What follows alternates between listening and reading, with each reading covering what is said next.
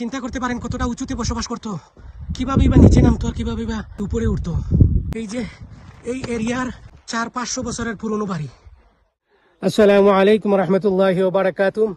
প্রিয় দর্শক শ্রোতা, আশা করি সবাই ভালো আছেন। আলহামদুলিল্লাহ, আমরা আল্লাহর রহমতে ভালো আছি। ঈদের ছুটি চলতেছে আমাদের। সৌদি আরবের খুব সুন্দর একটা জায়গায় আজকে আমরা যাচ্ছি। জায়গাটা আপনাদেরকে দেখাবো। আশা করি আপনারা পুরো ভিডিওটা দেখবেন এবং কে কোথা থেকে ভিডিও দেখতেছেন কমেন্ট করে জানাবেন।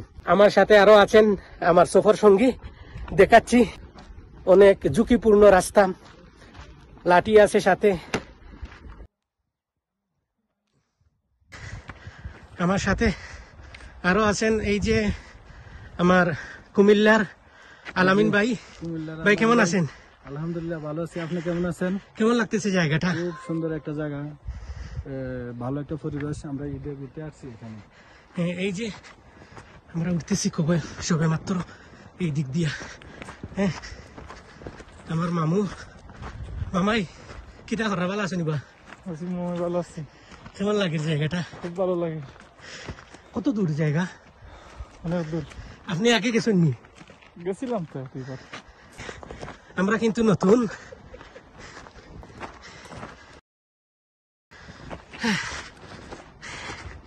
শ্বাস প্রশ্বাস নিতে কষ্ট হচ্ছে।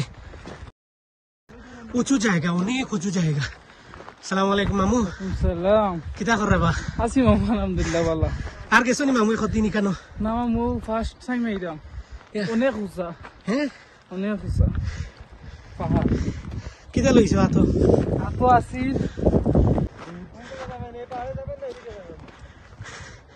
আপনি কোন দিকে নিয়ে যাবেন আপনি ভালো জানেন। এই যে আমাদের আরেকজন ভাই। ভাইয়ের দেশের বাড়ি কোন জায়গায়?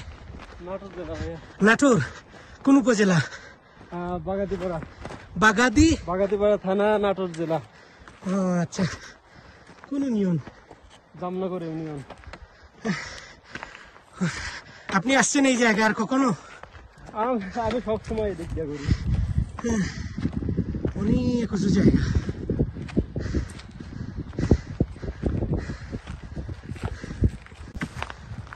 যারা সৌদি আরবে আছেন তাদেরকে বলবো, যদি সৌদি আরবে থাকেন তাহলে সময় সুযোগ করে একবার হলেও আবহা শহর দেখে যাবেন। যদি কেউ আবহা শহর না দেখে তাহলে সৌদি আরব থাকা আমি মনে করব সার্থক হবে না। আবহা শহর যদি দেখে যেতে পারেন তাহলে সৌদি আরব থাকা আসা আপনার জন্য সার্থক হবে। কথায় আছে, যদি বাংলাদেশে থাকেন তাহলে সিলেট ঘুরতে যান, আর যদি সৌদি আরবে থাকেন তাহলে আবহা শহর ঘুরতে আসুন।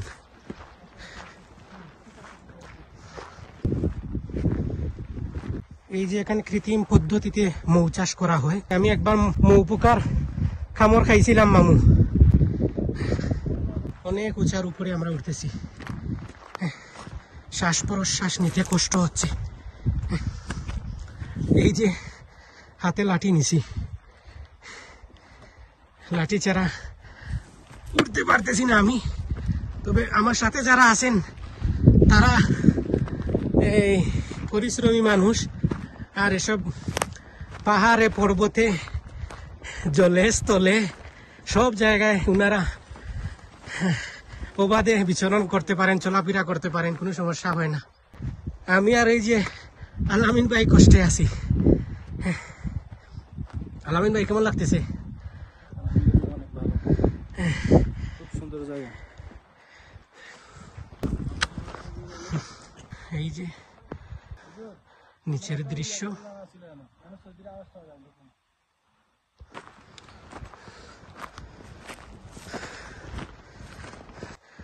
কয়েকশো বছর আগে এখানে মানুষ থাকতো।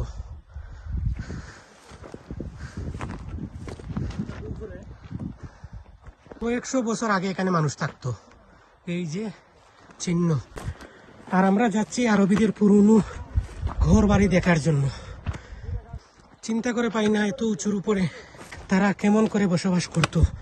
নিচে নামতোই বা কিভাবে, আর উপরে উঠতোই বা কিভাবে।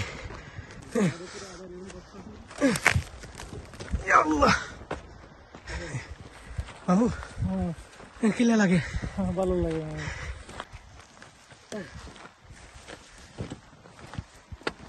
তো এই যে মামু, এই জায়গাতে আরবিরা বসবাস করতো আগে। হ্যাঁ, এই যে এসব জায়গাতে মাজরা করে, মাজরা বলতে ক্ষেত কৃষি সবজি ফসলাদি এখানে চাষ করা হয়। এখন সম্ভবত নয়, তবে আগে হইতো, কয়েকশো বছর আগে। দেখুন, চিন্তা করতে পারেন। হ্যাঁ, ওই ঘরের মালিকে, আল্লাহু আকবার, এত উঁচুতে তারা বসবাস করত, চিন্তা করে পাই না, কয়েকশো বছর আগের ঘর বাড়ি। আল্লাহু আকবার, এই এরিয়ার প্রথম বাড়ি এটা। চিন্তা করতে পারেন কতটা উঁচুতে বসবাস করত, কিভাবেই বা নিচে নামতো আর কিভাবেই বা এই উপরে উঠতো। এই যে এই এরিয়ার পুরনো বাড়ি, 400-500 বছরের পুরনো বাড়ি।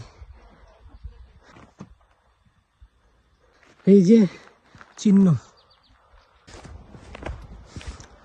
কতটা উঁচু পাহাড়, হয়তো ভিডিওতে ধারণা করা যাচ্ছে না, কেউ যদি উঠে তাহলে বুঝতে পারবে।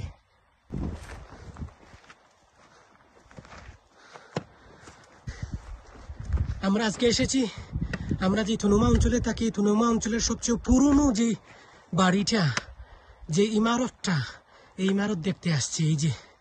এই যে আমরা এতক্ষণ কষ্ট করে যে পাহাড়ের চূড়ায় উঠেছি, আমরা সেই কাঙ্ক্ষিত জায়গায় এসেছি, ভিতরে যাচ্ছি, আপনাদেরকে দেখাবো ইনশাআল্লাহ। এই বাড়িতে যারা বসবাস করত, এই রাস্তা দিয়ে তারা উঠানামা করতো, কিভাবে সম্ভব? এইটা কি মামু? হরিণ, হরিণ।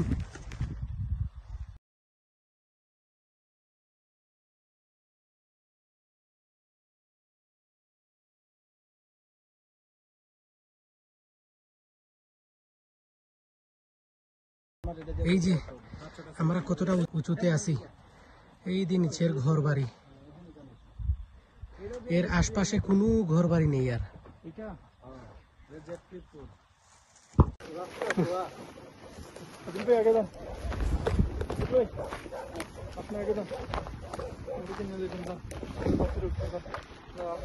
প্রিয় দর্শক শ্রোতা, আমরা এতক্ষণ এখানে ছিলাম, এখন সেই জায়গা থেকে চলে যাচ্ছি।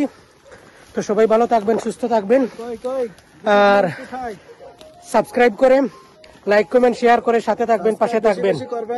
আমরা উপরে চোয়া উঠতে উঠতে খুব ক্লান্ত, তাই লেমন খাচ্ছি। আসসালামু আলাইকুম রহমতুল্লাহ বারাকাতুহু।